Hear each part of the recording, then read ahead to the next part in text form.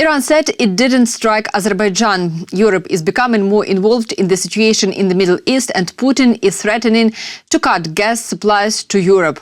My name is Albina Pidhirnyak. I'll tell you the latest news next. An Iranian drone struck in Azerbaijan. Local residents are posting videos.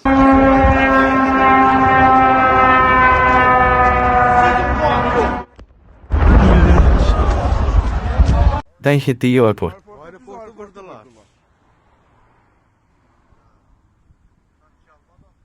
They shot it down with a drone. They were shot down by a drone.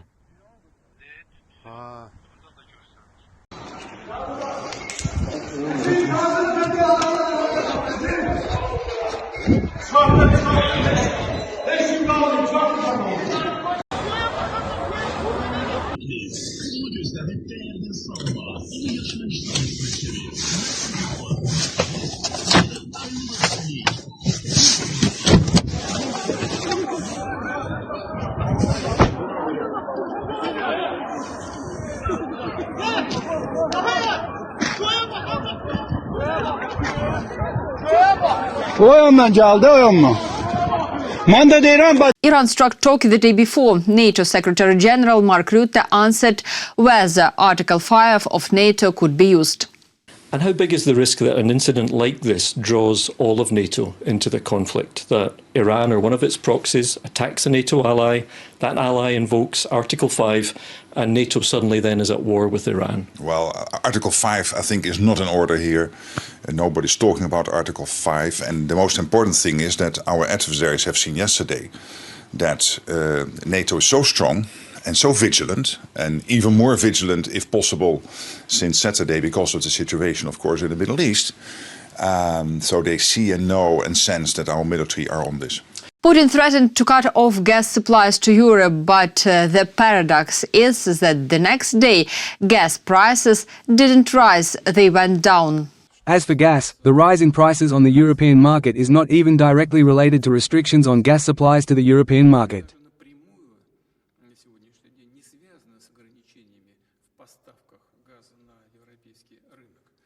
But the main gas suppliers, they have not reduced their volumes. After all, who are the main suppliers today? These are Algeria, the United States, Norway and Russia in part. No one has reduced supplies, and prices have already soared to $700. Why? Because of the general situation on the world markets, including the oil markets, in this case the gas markets, because of the general situation.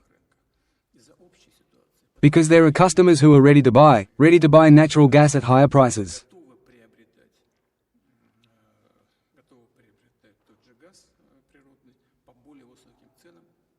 In this case, because of the events in the Middle East, because of the closure of the Strait of Hormuz, and so on.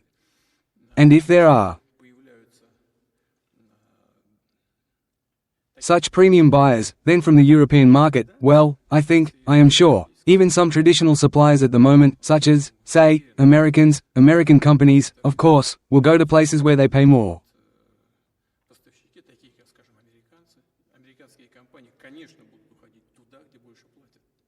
This is natural.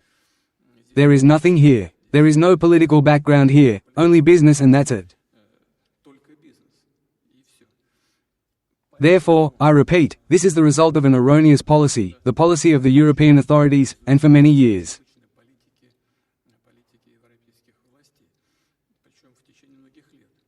In this regard, I am thinking about this.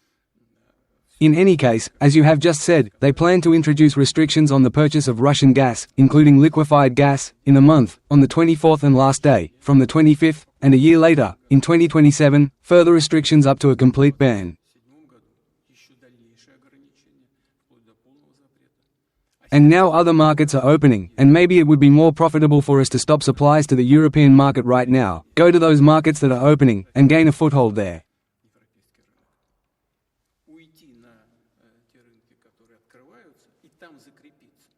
And here too, I want to make it clear, there is no political background. But if we are closed in a month or two anyway, then wouldn't it be better to stop now and go there and to those countries that are reliable partners, and gain a foothold there?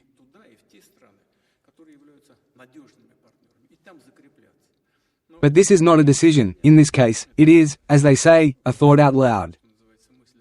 I will definitely instruct the government to work on this issue together with our companies. The Russian dictator said that for their pro-Russian actions in Europe, Orban and Fico will get their reward: continued gas supplies. We watched your meeting. Can I ask two questions straight from the wheels, as they say? Please. You have just mentioned what is happening on the global gas markets. And many countries are already in a panic from what is happening. Prices have soared, and it is not clear what is next with prices. It is not clear what is next with supplies. And here, of course, it inevitably comes to mind that Europe banned everything, banned, and soon just new bans. There, in April, bans on short-term supplies of liquefied Russian gas should come into force. Then there were some other prohibitions. Under contracts that were signed for somewhere last summer. Oh, and then there are more prohibitions. And today they have already started talking about the fact that, perhaps, then these dates of bans should be shifted, since this is happening in the world. First, Russia has always been and remains a reliable supplier of energy resources for all our partners, including, by the way, for European ones.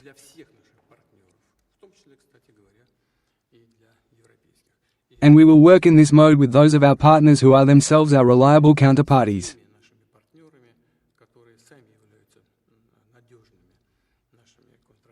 Well, with such, for example, as in Eastern Europe, like Slovakia, like Hungary. We supply our energy resources there. Both oil and gas intend to do so in the future, if, of course, the leaders of these countries pursue the same policy as today, namely, they will be reliable partners for us. At the same time, Peskov said that Putin hasn't yet decided which markets to supply gas to.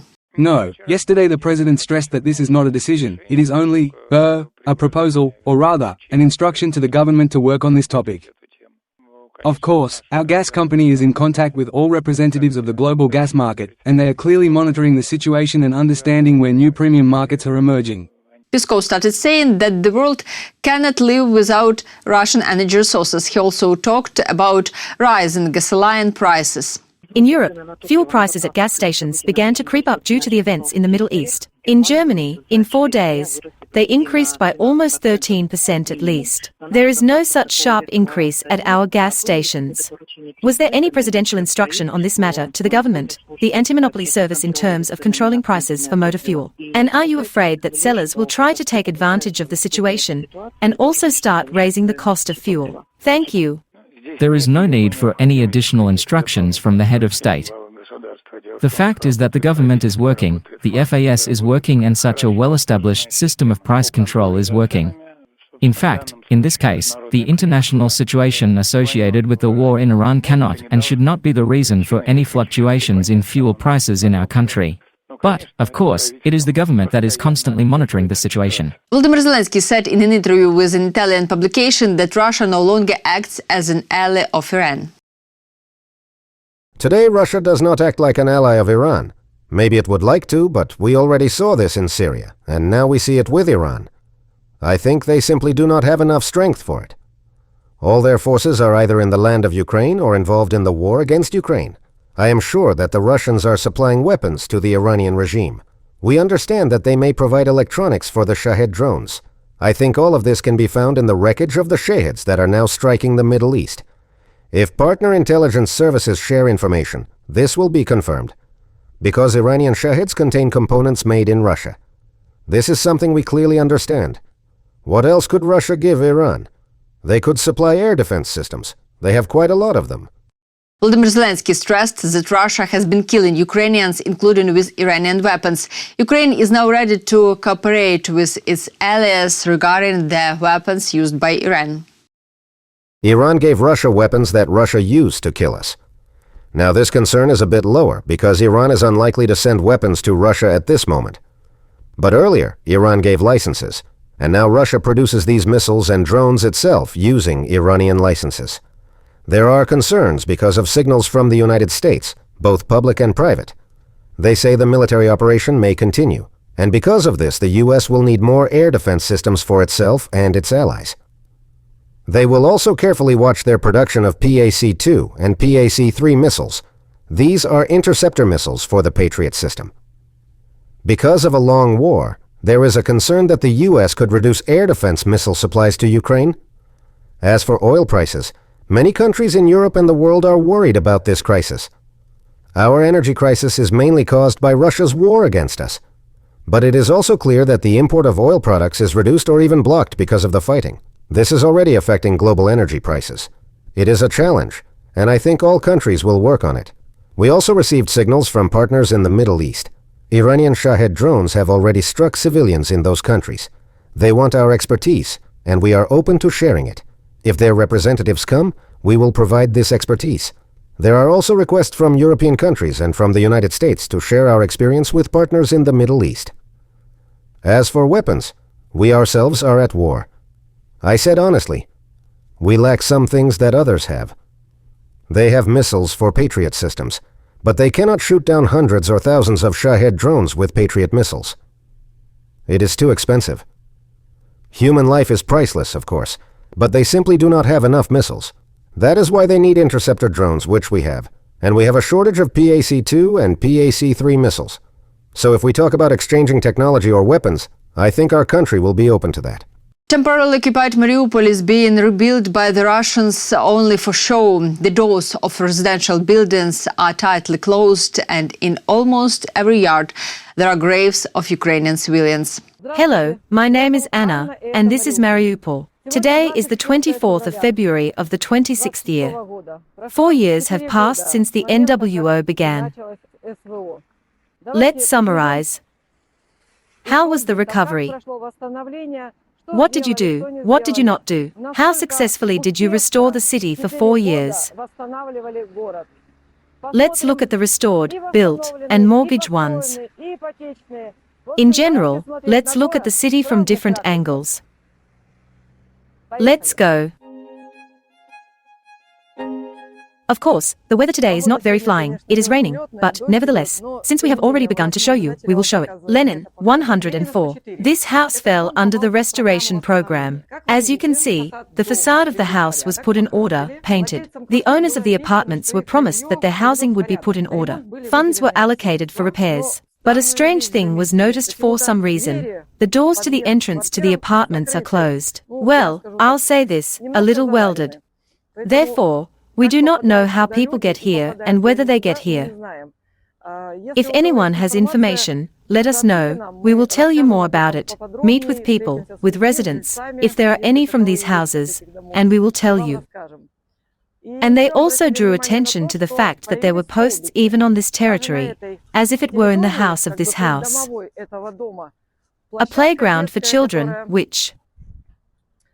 Well, I don't know if a new one has been restored or installed for the residents of this house. Now it is fenced with posts. You see, there is a fence, not yet completely, but I think it was just the rain that prevented the builders from installing this fence to the end. Who has information, we are in touch with you.